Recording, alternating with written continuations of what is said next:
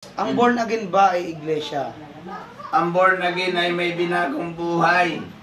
James, isang taong nagsuko ng buhay, nagsisi sa kasalanan, at tinanggap si Kristo bilang Panginoon at tagapagligtas sa kanyang puso, at siya ay naging born again Christian at siya ay ligtas.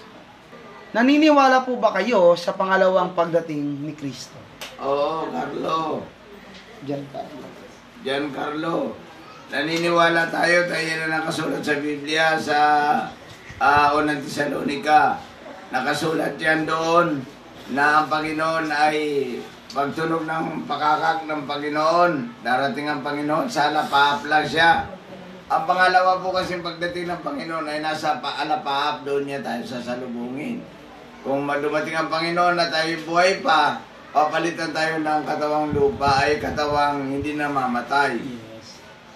Hindi yung mga patay na ay muling bubuhayin at siya ay papalitan na ng katawang hindi namamatay. Ang tawag doon ay glorified body.